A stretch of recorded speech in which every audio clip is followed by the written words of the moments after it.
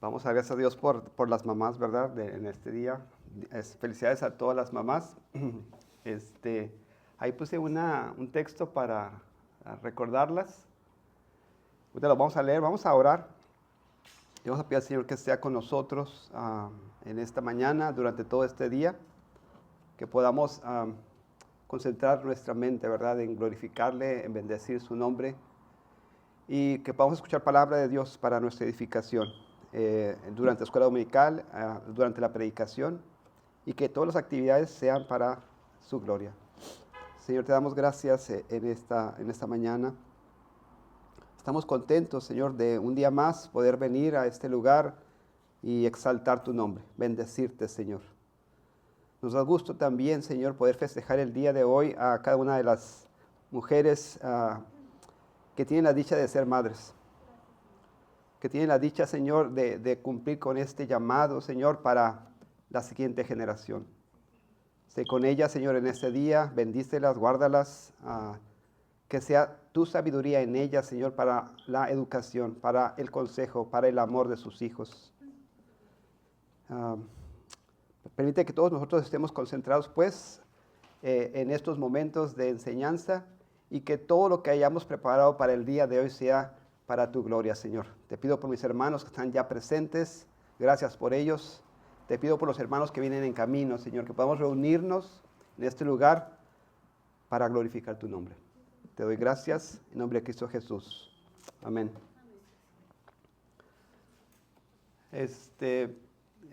Nota así personal, rapidita, y te había dicho que he hecho antes, ¿verdad? Pero nota personal. Mi papá pues no pudo venir ahora, pero gracias a Dios ya está en casa. Está ahí con su esposa, mi madre. Hablé con ellos en la mañana y dijeron que se iban a quedar ahí reposando. Entonces, gracias. Mi papá manda gracias para todos ustedes, para todos los hermanos que han estado pendientes de su proceso, de su situación. Entonces, confiamos en el Señor que Él va a hacer la obra. Ya está en casa, físicamente está bien. Falta todos los procesos que vengan después de su proceso de enfermedad, pero nos da gusto que esté en casa y que esté con su esposa ya. ¿Okay? Gracias a Dios. Bien, antes de tomar nuestra clase, que este tema, pues providencialmente, ¿verdad? Toca en el tema de la familia, toca en el tema de la educación de los hijos, toca el tema que el día de hoy es 10 de mayo, coincide que hoy pues doy clase, entonces el Señor quiere que hagamos algo, supongo, en cuanto a este tema. En la mañana estaba pensando lo importante que es el papel de las mamás, ¿verdad? Lo importante que es el papel de ustedes, hermanas, como madres. Y debamos entender, ¿verdad? Que este llamado de Dios, porque eso es lo que es, ¿verdad? Entendemos como hijos de Dios que tenemos un llamado, en el caso de la mujer, a este proceso de maternidad, este proceso de educar a los hijos, como pues un gran privilegio y una gran bendición de parte de Dios para los que tienen esa fortuna, ¿verdad? Voy a leer este texto. Como iglesia felicitamos hoy a aquellas mujeres piadosas que con humildad, perseverancia y temor de Dios, sobre todo temor de Dios, reflejan el carácter del Señor en la formación de sus hijos. La Escritura honra a este tipo de mujeres con palabras llenas de dignidad. En Proverbios 31, 28 al 30 dice: se levantan sus hijos y la llaman bienaventurada. Ha de ser increíblemente satisfactorio, ¿verdad? Que los hijos reconozcan a su madre y que le llamen bienaventurada por todo lo que ha invertido, por todo lo que ha hecho, por todo lo que ha sacrificado en sus hijos, ¿verdad? Y su marido también la alaba. Entonces nos unimos como esposos a esta misma honra, a este mismo reconocimiento a todas las mamás, a todas las mujeres con este llamado. El marido dice: muchas mujeres hicieron el bien, mas tú sobrepasas a todas. Engañosa es la gracia y vana la hermosura.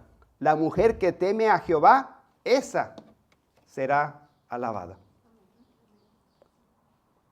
En una generación que exalta la apariencia, la autosuficiencia y el éxito superficial, me refiero a esto, a lo que nos ha vendido la sociedad como éxito femenino, ¿verdad? Dios sigue exaltando algo mucho más glorioso que todo eso. A una mujer que le teme a Dios, a una mujer que le teme a Él. Es un momento para dar honra a las mamás, dar honra a estas mujeres que literalmente dan su vida, ¿verdad? Es increíble el proceso desde que la concepción, ¿verdad? De la concepción y cómo la mujer da de su propio cuerpo, su propia sangre, su propia energía, ¿verdad? Su propio ser para dar vida a otra persona. No solamente eso, sino que invierte, ¿verdad? Aquellas mujeres que son piadosas y que temen a Dios, su vida en la edificación, en la crianza, en cultivar en sus hijos el temor de Dios. Yo quiero que los varones se pongan de pie, por lo menos, y le demos un aplauso a ellas, ¿verdad? Para que reconocimiento de todo lo que hacen y damos gracias a Dios por sus vidas.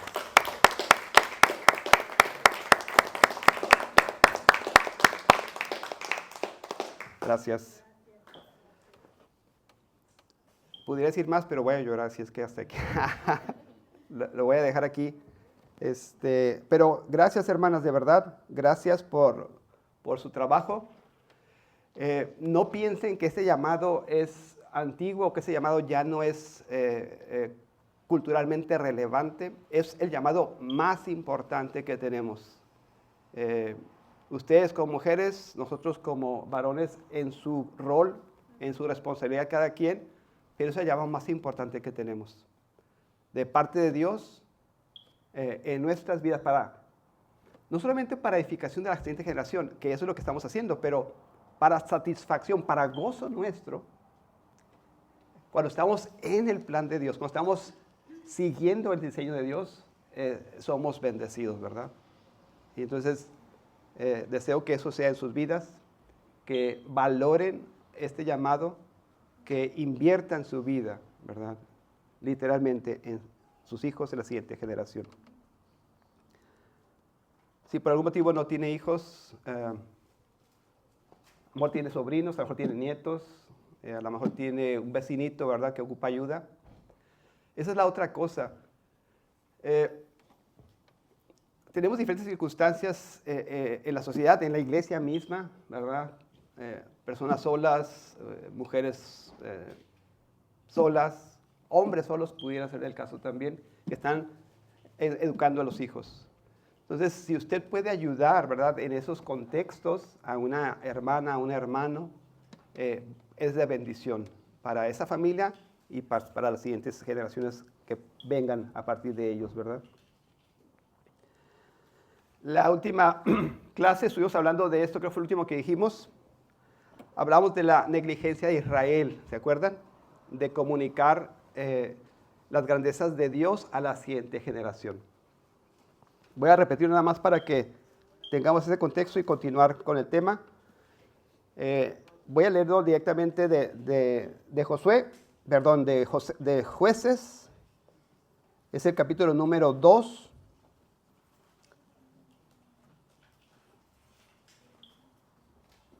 Voy a leer desde aquí, desde el 2, para comenzar.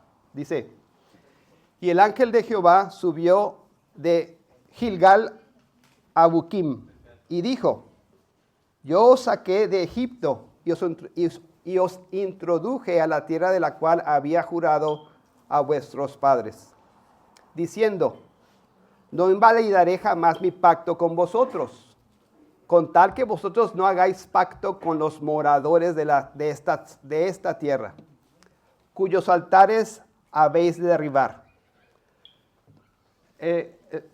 Todo esto tiene el contexto del Éxodo, ¿verdad? Y cómo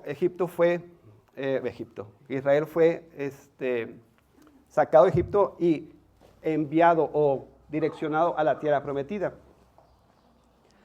La tierra prometida no estaba vacía, estaba poblada, ¿verdad? En ese tiempo que fueron cautivados y llevados a Egipto, pues fue cautivada y estaba llena de, por decir las cosas muy sencillas, de culturas paganas, culturas con mucha idolatría. Entonces el Señor dice, no voy a invalidar mi pacto con tal que vosotros no hagáis pacto con los moradores de estas tierras. O sea, van a entrar, la indicación del Señor era entrar y destruir, ¿verdad? Apartar, echar fuera a los moradores de esas tierras. No sucedió así, y empezaron a convivir con estos moradores. Tenían que haber derribado los altares y no los derribaron. Dice a continuación, mas vosotros no habéis atendido a mi voz. ¿Por qué habéis hecho esto?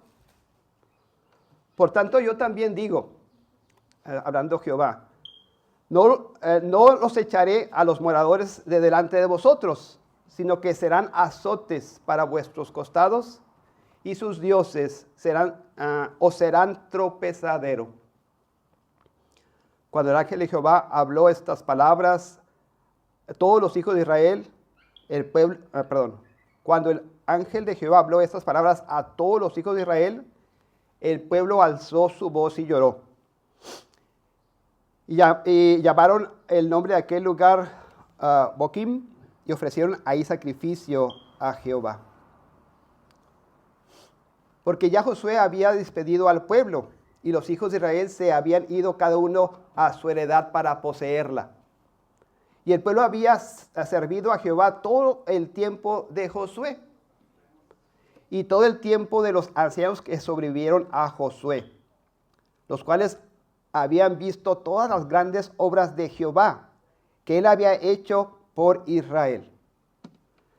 Pero murió Josué, dice, hijo de Num, siervo de Jehová, siendo de 110 años, y lo sepultaron en su heredad en Timnat Será, en el monte de Efraín, al norte del monte de Gaas. Y toda aquella generación también fue reunida con sus padres. O sea, esa generación de Josué, todos ellos murieron.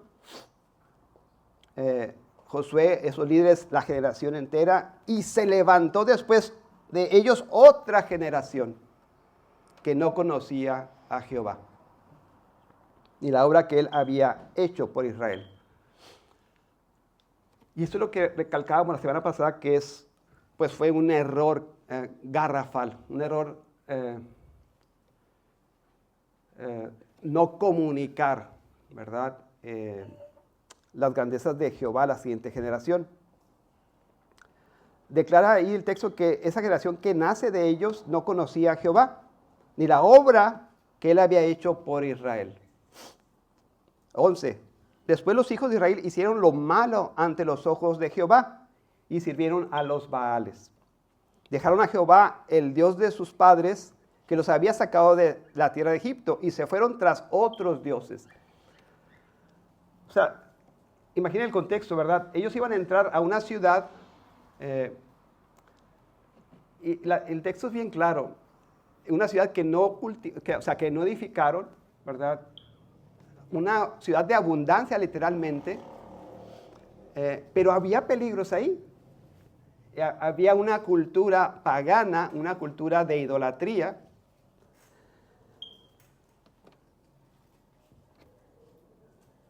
Y en vez de, de resguardar la herencia de Israel, de resguardar la herencia de Jehová hacia la siguiente generación, esa generación empezó a convivir con ese ambiente pagano, ese ambiente de idolatría.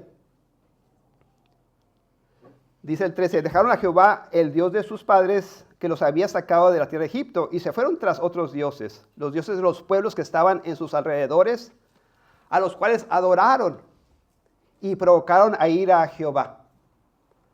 Y dejaron a Jehová y adoraron a Baal y a Astarot, y se encendió contra Israel el furor de Jehová, el cual los entregó en manos de robadores y los despojaron. Hubo una consecuencia de abandonar a Jehová. Lo que quiero rescatar de esta lectura básicamente es que este pueblo falló, ¿verdad?, en comunicar la verdad de Dios, las grandezas de Dios a la siguiente generación. A consecuencia de ello, ¿verdad?, la generación no conocía las grandezas de Jehová y dice el texto que se desviaron. Ese es el llamado que estamos haciendo ahora a nosotros como padres y como, vamos a decir así, los constructores de la siguiente generación. Como padre, como madre, somos responsables ante Dios para comunicar, para propagar el mensaje de Dios que hemos recibido, ¿verdad? Somos, como dice la palabra de Dios, luz en medio de estas tinieblas, y esa luz debe ser resplandecer. Primero sobre nuestros hijos, ¿verdad? Y decíamos la semana pasada también, no solamente limitamos al núcleo familiar, sino estamos llamados a extender el conocimiento de Dios a la siguiente generación, a todos los jóvenes que tengamos, sobre los que tengamos influencia, ¿verdad?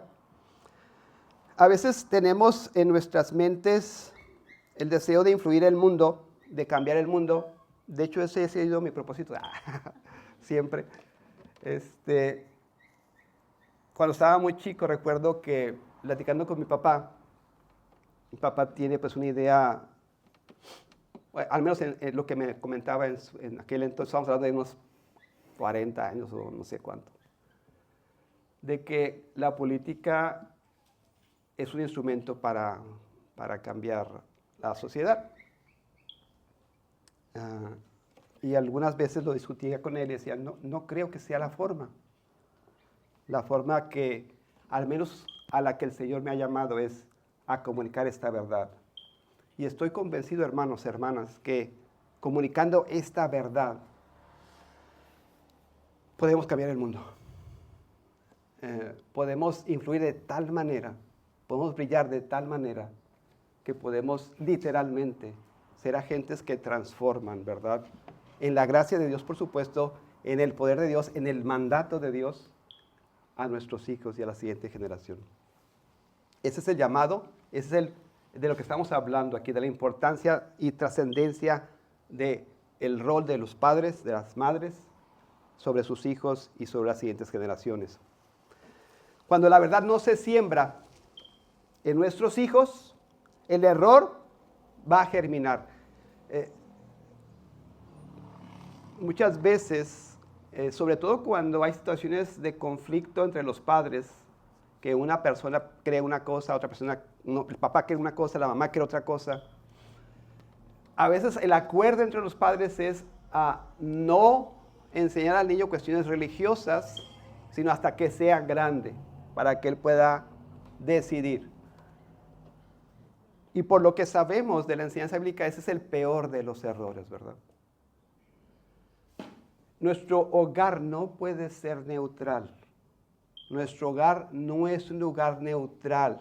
Nuestro hogar debe ser un lugar donde se enseña sistemáticamente, diligentemente, la palabra del Señor. La enseñanza bíblica para nuestros hijos. No piense, hermanos, que el niño cuando esté grande va a tomar sus propias decisiones. Claro que lo va a hacer, pero va a depender en gran manera de la influencia que ha tenido de sus padres, del ejemplo que ha tenido de sus padres, de la forma en que han vivido sus padres. Cuando Cristo no es exaltado, algo más ocupará su lugar. ¿Está de acuerdo? Cuando Cristo no es exaltado en la vida de nuestros hijos, cuando Cristo no es elevado, ¿verdad?, al lugar que corresponde, algo más toma el lugar que le corresponde, que merece Cristo Jesús, que merece el Señor. Nuestra negligencia de comunicar a Dios a nuestros hijos nunca es neutral, nunca es sin efecto, siempre hay repercusiones negativas. Siempre producirá una cosecha pecaminosa, como lo vimos ahí en Israel, de idolatría, de corazones y pensamientos alejados de Dios. Y como vimos también cautivados por dioses e ídolos. A lo mejor no literalmente los Baales, ¿verdad? Como estábamos viendo en el ejemplo de Israel, pero sí cualquier otra cosa que tome el lugar de Dios en nuestra cultura, ¿verdad? Voy a nombrar algunas que son muy comunes, ¿verdad? El deporte, la academia a veces inclusive, el trabajo, la simple entretenimiento o el tiempo de esparcimiento pudiera ser algo que es más prioritario en la vida de nuestros hijos si no enseñamos lo contrario. Es bien importante entonces que como padres, padres que somos hijos de Dios, ¿verdad? Padres que tienen este conocimiento de Dios, padres que han sido iluminados con la palabra de Dios, que son portadores del Espíritu Santo de Dios, que podamos comunicar a Cristo y magnificar y glorificar a Cristo en la vida de nuestros hijos, en la mente de nuestros hijos. ¿Cómo hacemos eso, hermanos? ¿Cómo podemos magnificar a Cristo en la vida de nuestros hijos? Y creo que lo decíamos la semana pasada o la antepasada, la única forma, hermanos, que podemos hacer eso es con nuestra propia vida. Nuestra propia intención, ¿verdad? No se trata solamente de comunicar una cultura verbal, una cultura religiosa, una cultura de conceptos teológicos. Se trata, hermanos y hermanas, de comunicar un estilo de vida, una forma de pensar, una forma de actuar en la que Dios es glorificado. Que su hijo, su hija, su nieto, su nieta, el vecinito, la vecinita, su sobrino, su sobrina, cuando vean su vida, digan, este mi madre, este mi padre, este mi tío, este mi vecino, lo más importante en su vida es Cristo, es Dios. Y puedo verlo, puedo experimentarlo. Eso me cubre, me da protección. Y eso trae muchas cosas positivas de estabilidad emocional, de estabilidad espiritual, de paz, ¿verdad? En la vida de nuestros hijos. El primer paso, hermanos, para no ser negligentes con la siguiente generación, no es aprender una técnica nueva de crianza. Yo les decía la semana pasada que en mi mente había una preocupación, aun cuando yo no conocía del Señor, ¿verdad? Porque eso, cuando tuve mi primer hijo, no conocía del Señor. De qué voy a hacer con este hijo, mi primer hijo, ¿verdad? Tenía un deseo real de que su vida fuera mejor. El Señor vino a mi vida después de 2 años de mi primer hijo. Y no voy a decir que inmediatamente, ¿verdad? Pero hubo una transformación en las prioridades en mi vida como persona y, por supuesto, en lo que comunicaba a mis hijos, o en ese caso a mi hijo todavía. María nace después de 6 años de mi primer hijo. Entonces, hay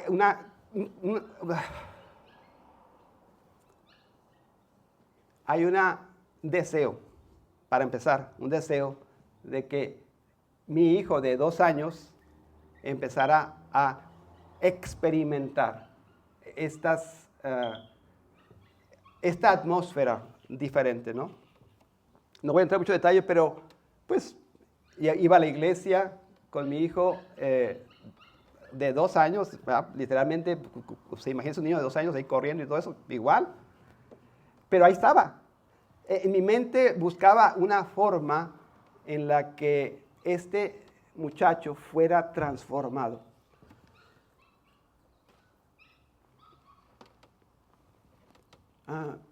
Y es lo más grato en nuestras vidas poder ver a nuestros hijos, ¿verdad?, en el Señor. No hay mayor bendición que esa. No hay mayor paz, mayor alegría en el corazón de una persona, de un padre, una madre, que poder ver a sus hijos sirviendo y creyendo, ¿verdad? Y perdón que diga otra vez de mi persona, ¿verdad? Pero ahora ayer, hace una semana, 2 semanas, Alonso me mandó un video de Diego, mi nieto, cantando,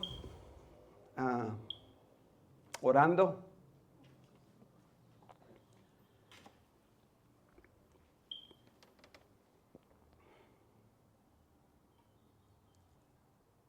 Y Vale la pena el esfuerzo. sí,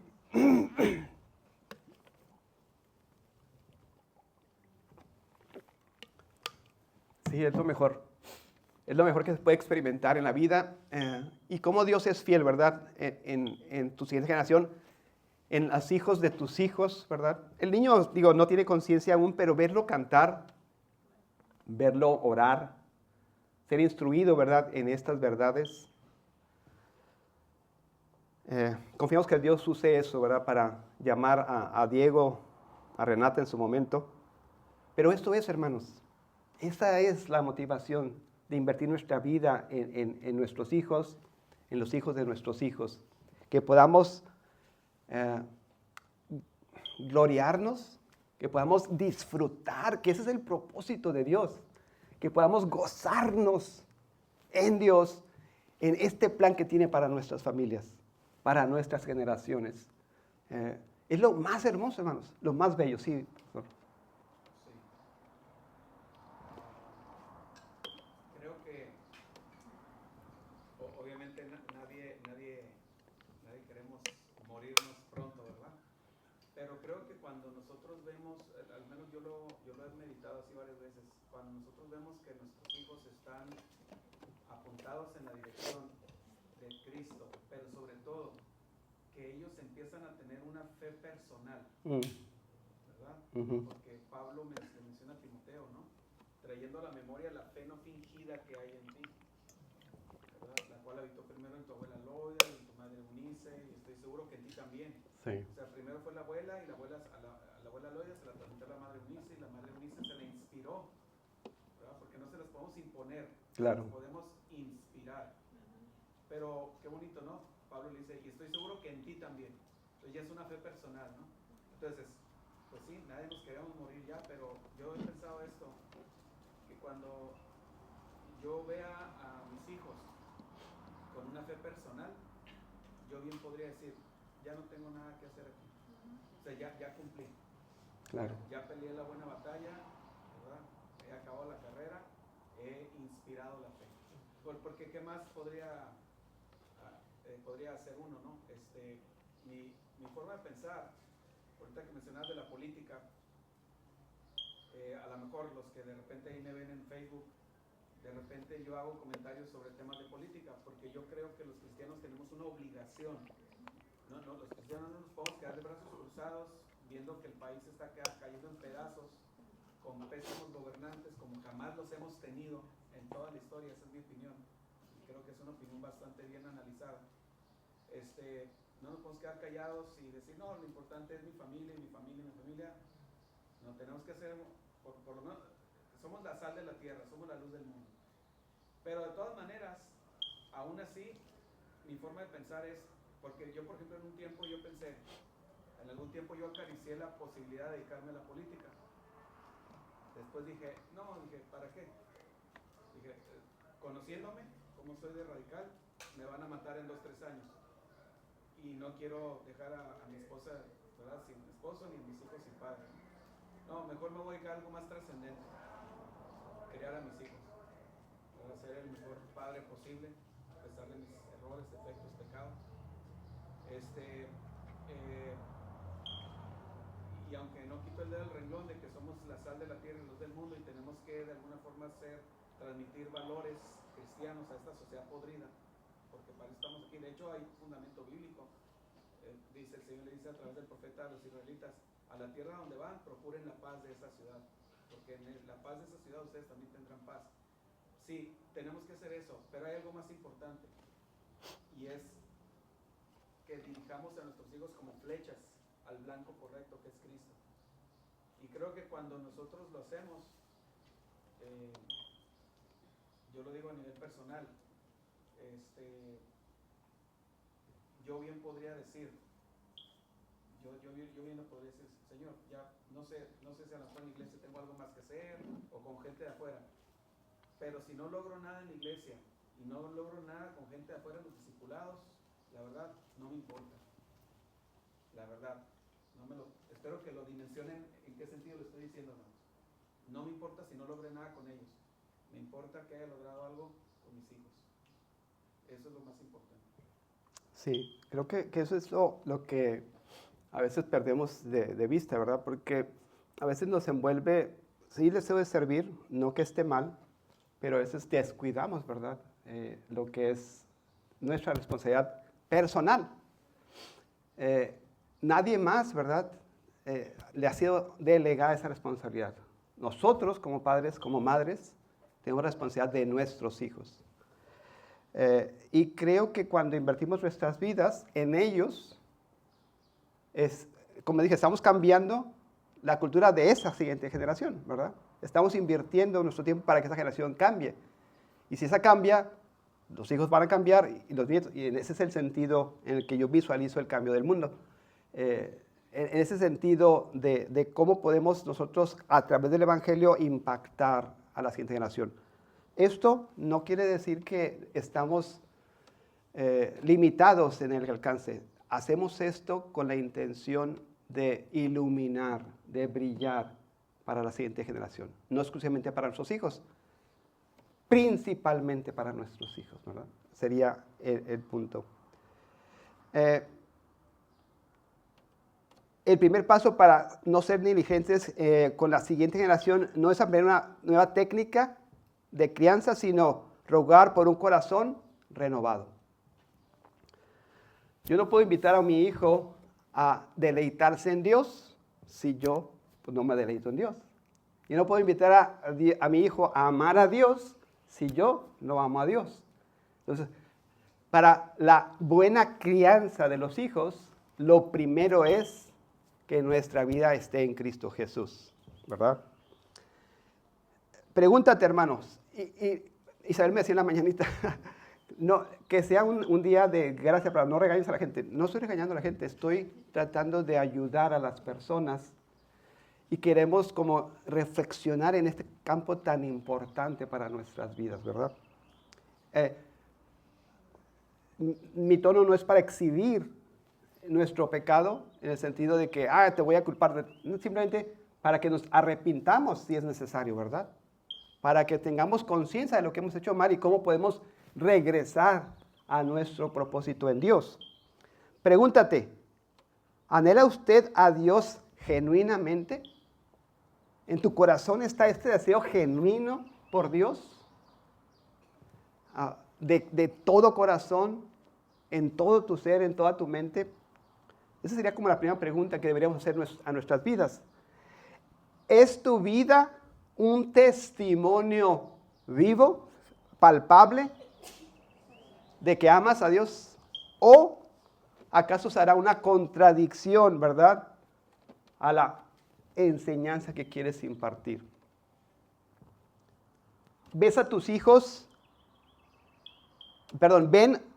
hijos en ti una fe real o simplemente una tradición, una religión superficial?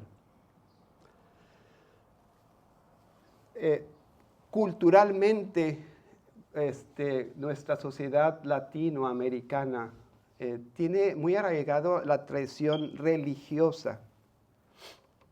Y eso ha ayudado en parte, pero no se trata de eso. Se trata de nuestra vida rendida a Dios, del amor, del deseo, de la intimidad, de la relación personal con Dios.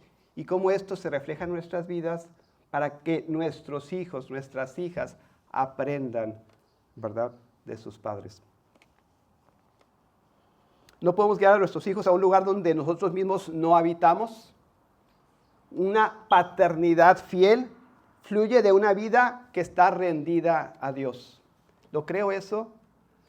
Creo que necesitamos nosotros primeramente rendirnos a Dios para poder enseñar a nuestros hijos a rendirse a Dios.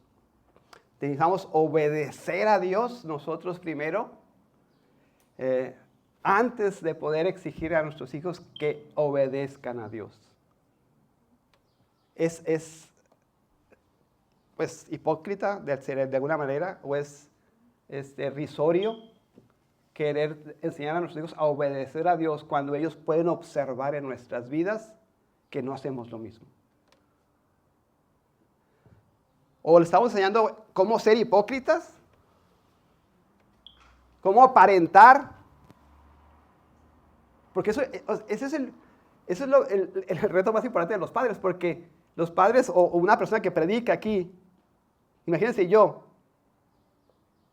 y que mañana en mi casa no esté cumpliendo lo que quiero enseñar aquí, pues se va a reír de mí. O sea, papá, ni me digas, porque tú no haces eso. No sé si me explico. ¿Cómo puedo, con qué cara me voy a parar aquí a tratar de enseñar un tipo de conducta, un tipo de principio bíblico, cuando mi vida no es un ejemplo de eso? Y digo, gracias a Dios que está mi hija aquí, y cuando estaba mi hijo en la iglesia, que pueden, oye, este cuate no sé de dónde está sacando eso, porque así no es él. ¿Ah? Hermanos, eso es lo más importante, que pueda haber integridad, ¿verdad?, en lo que estamos enseñando, en lo que estamos viviendo, en cómo participamos de esa comunión con Dios y cómo ellos aprenden junto con nosotros, ¿verdad?, en esa comunión. El evangelio verdadero no deja intacta ninguna esfera de la vida humana. Cuando la gracia de Dios irrumpe en el corazón, transforma al hombre entero. Transforma al esposo, a la esposa, al padre, a la madre, al hijo y todo el entorno familiar. No instantáneo, pero es un proceso que Dios quiere para nuestras vidas. Todo es transformado, hermanos. Como padres, como madres, como esposos, como esposas, como hijos, el entorno familiar es transformado por el evangelio. Cristo no simplemente nos rescata del infierno futuro, que sí lo hace y gracias a Dios por ello, sino que quiere reclamar cada rincón de nuestra existencia, de nuestras vidas, para su gloria. No solamente se trata de el futuro eterno, que sí es importante, se trata de cómo glorificamos a Dios en nuestra vida presente. Y Dios quiere que nuestra vida sirva, sea útil para glorificar su nombre. Y uno de los lugares donde esta transformación debe hacerse más visible es en el hogar cristiano. Nosotros somos una iglesia y hablamos de conducta cristiana, de principios cristianos. Eso debe, en primer lugar, estar en nuestras familias. En el papá, en la mamá, en el hijo, en la hija. O sea, la iglesia, ¿verdad?, está formada por estas familias, y en mi mente Dios obra a través de la iglesia, por supuesto, o sea, para poder edificar la vida de Mariani. Perdón que sea tan personal, ¿verdad?, no puedo a veces evitarlo. ¿Es edificada por mi vida? Sí lo es, pero también es edificada por la vida de cada uno de ustedes. O sea, el que Mariani esté aquí presente en esta congregación le ayuda a su vida a comprender más acerca de Dios, porque yo no puedo representar la magnificencia de Dios, ¿verdad? En todas sus facetas, pero a lo mejor cada una de ustedes como damas le puede ayudar a dar ejemplos a ella para conocer algo más de Dios.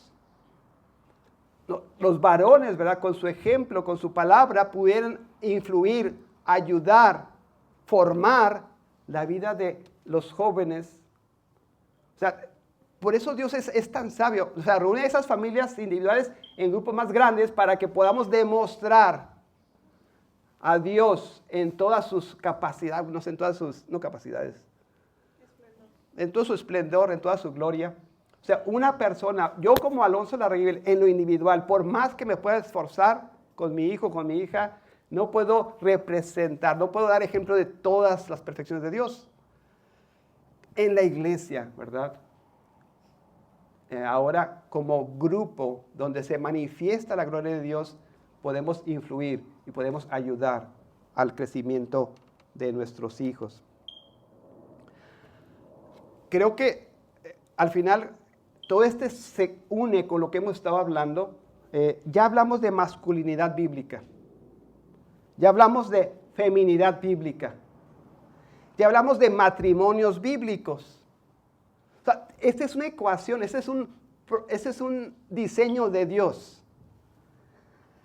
Si hablamos de masculinidad bíblica, hablamos de feminidad bíblica, hablamos de matrimonios bíblicos, ahora estamos pasando a padres bíblicos. Pero todo esto que hemos dicho anterior debe ser en nosotros, en nuestras vidas, como varones, como mujeres, como matrimonios, para poder ejercer este patrón de Dios en nuestras vidas y en nuestros hijos. Padres bíblicos. Padres bíblicos que educan a sus hijos en un modelo bíblico, en un patrón bíblico, en un esquema que Dios diseñó para nosotros como familia, como sus hijos. Les decía la semana pasada que hay un patrón bíblico, hay un sistema de educación bíblica para nuestros hijos. Y lo hacemos en la medida que cumplimos, ¿verdad? En lo que Dios quiere para nuestras vidas.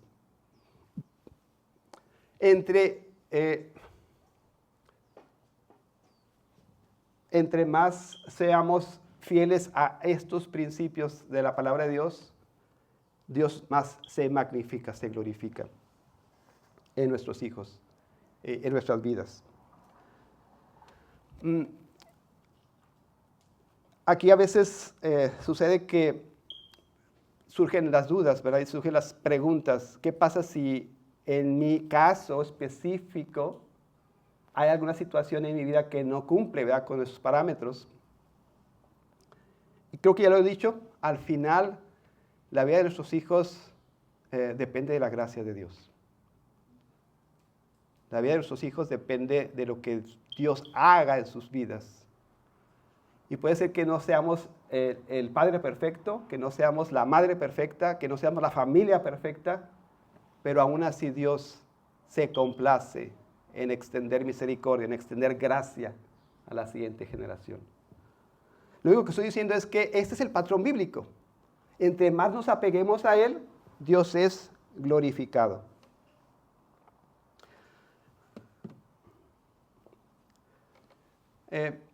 Voy a tomar 2 puntos ya en el tema específicamente de la educación. Aquí nos enfrentamos como padres en la educación de nuestros hijos. Lo primero que tenemos que entender, y esto es lo más básico, fundamental que debemos entender, es que nuestros hijos se enfrentan a su propia pecaminosidad.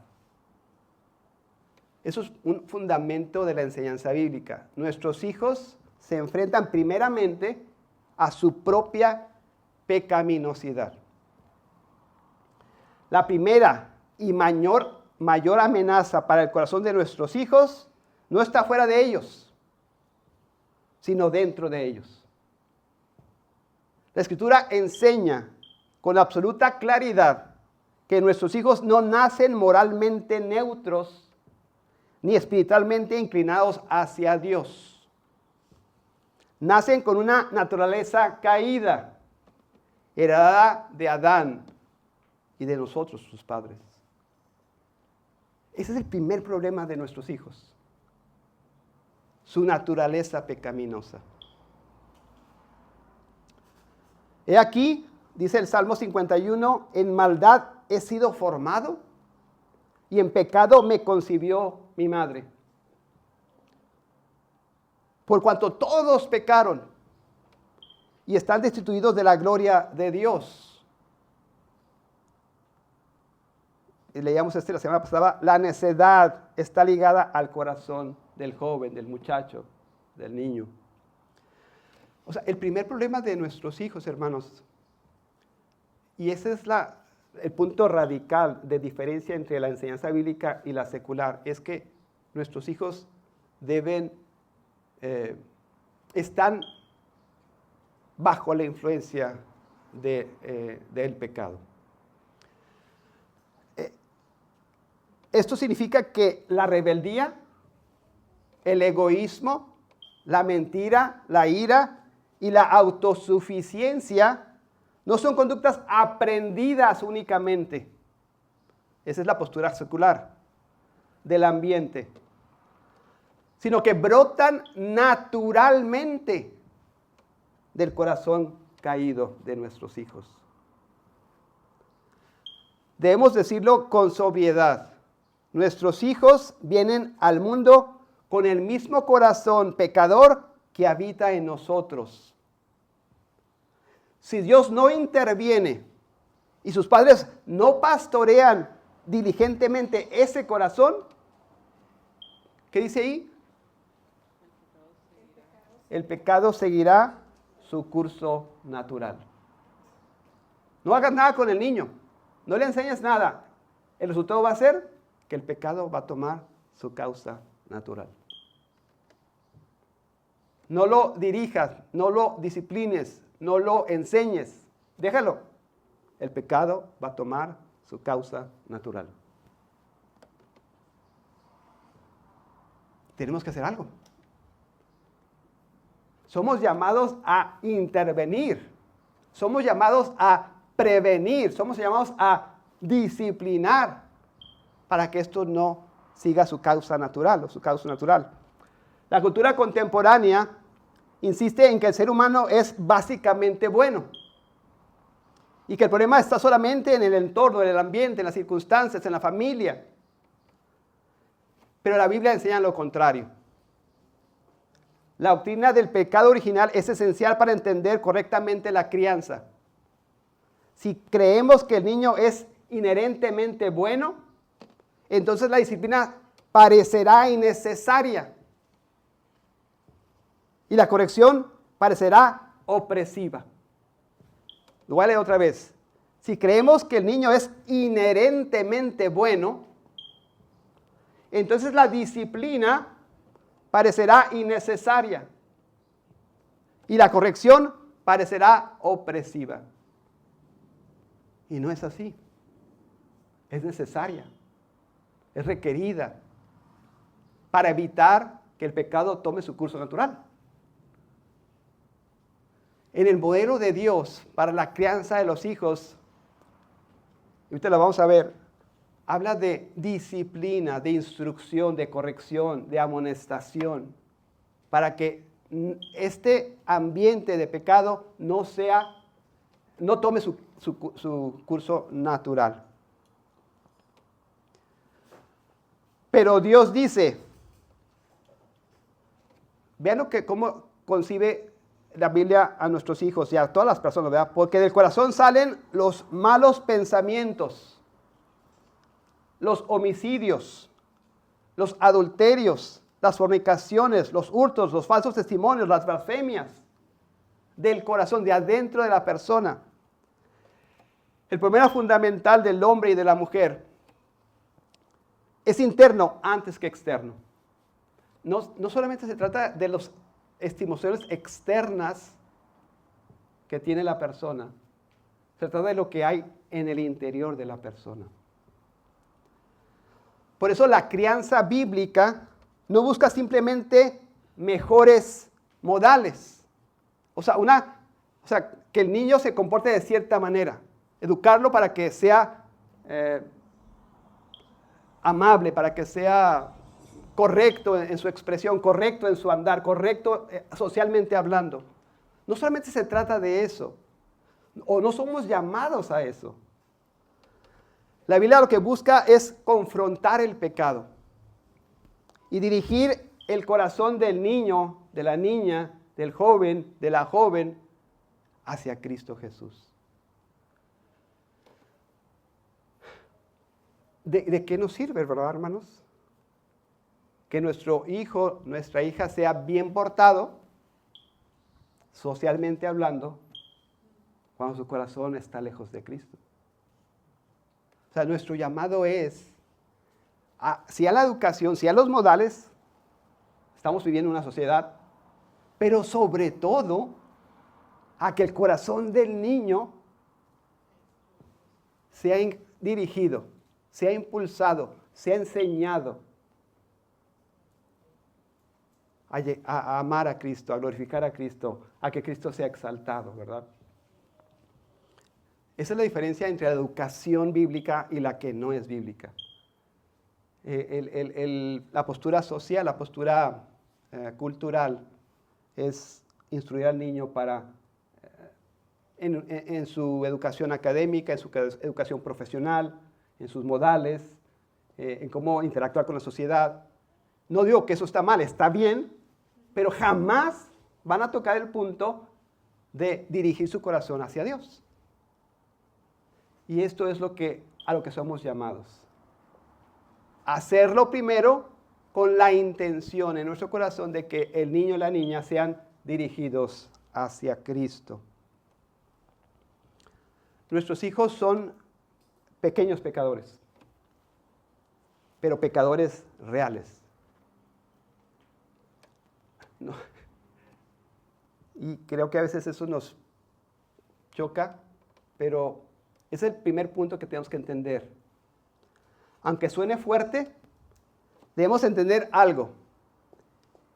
Al menos en semilla, en potencial, todo pecado ya está presente en el corazón humano. La misma naturaleza que produce violencia, inmoralidad, engaño, idolatría, rebelión, vive potencialmente en el corazón de cada niño. No significa que todo niño manifiesta externamente el peor grado, ¿verdad?, de esta corrupción posible. Pero sí significa que sin dirección, sin corrección y sin la gracia de Dios, el pecado madurará en esa persona, en ese niño, naturalmente. ¿Sí se entiende eso? O sea, potencialmente el niño es idólatra, adúltero, homicida. O sea, no hay nada que lo impida si no es que Dios interviene. Si no es que intervenimos en disciplina, en corrección, en enseñanza. O sea, socialmente está comprobadísimo.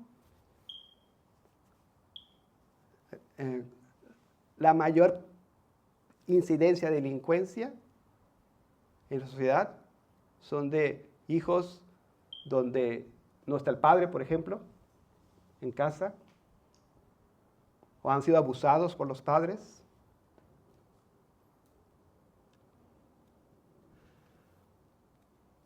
O sea, no, el Señor, o sea, no estamos descubriendo cosas nuevas. La Biblia nos enseña esto desde el principio. Lo que vamos a hacer es nosotros apegarnos a este principio, apegarnos a esta información que tenemos de parte de Dios y aplicarla en la vida de nuestros hijos. Ya para terminar, en esta misma actitud dice, hay camino que al hombre le parece derecho, pero su fin es camino de muerte. Los padres no estamos criando criaturas moralmente neutrales, sino pecadores que necesitan redención, instrucción y restricciones.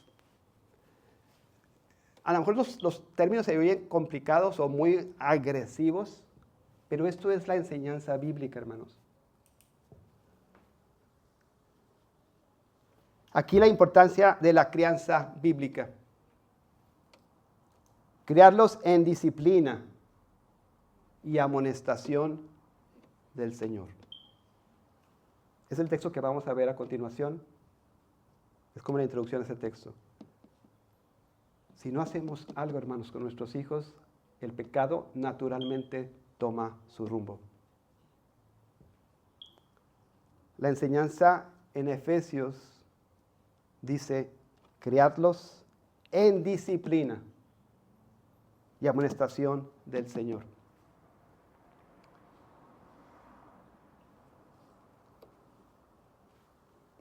Cuando estaba leyendo el texto, vino a mi mente el esfuerzo que hace un deportista, por ejemplo, para poder alcanzar la meta que tiene, ¿verdad? Los sacrificios, el ejercicio, el entrenamiento. Es la misma idea. Que seamos ejercitados y ejercitar a nuestros hijos en estas verdades. ¿Cómo va a ser un campeón mundial si no se ejercita en estas verdades?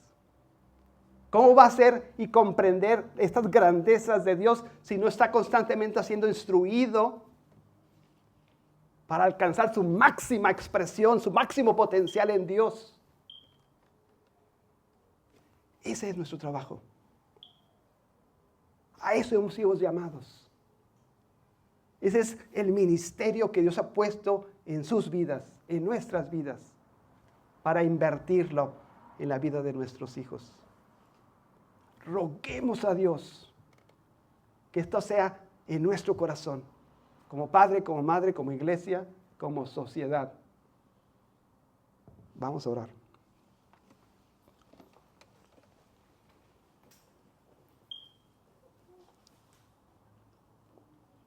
Aquí estamos, Señor.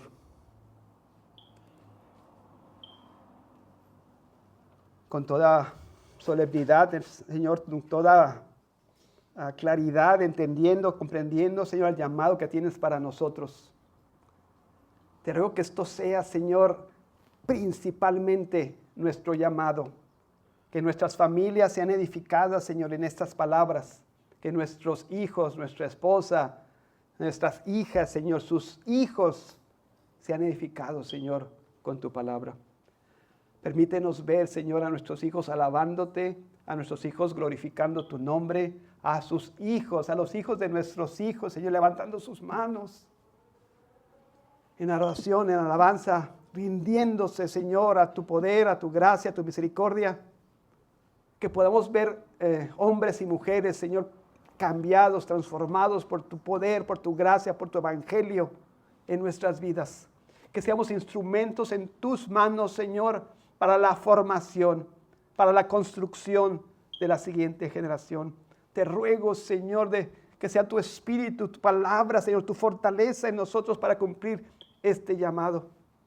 Sea esto en mis hermanos, en mis hermanas, Señor, como un peso, Señor, inevitable. Como un peso, Señor, que no nos deja pensar en otra cosa, Señor. Que este es su llamado, que este es su propósito, que este es lo que quieres para tus familias, para tu iglesia. Te pido esto, Señor, en nombre de Cristo Jesús. Amén.